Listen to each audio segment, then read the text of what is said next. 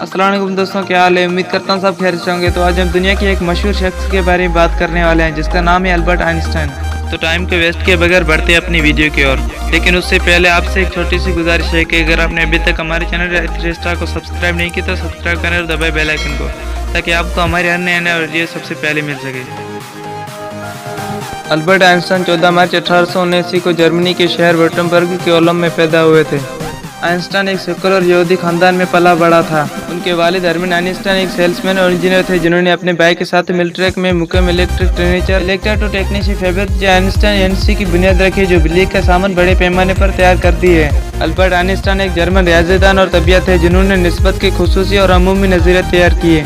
1921 में उन्होंने photo electric असर के वजाहत के लिए तबियत का नोबेल इनाम जीता। अगली दहाई में जर्मन नाजी पार्टी के निशाने पर आने के बाद वो अमेरिका मुंतकिल हो गया।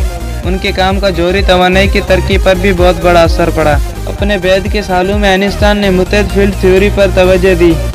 इंक्वायरी के शौक के साथ आइंस्टाइन आमतौर पर 20वीं सदी का सबसे बाअसर तबियतदान समझा जाता है।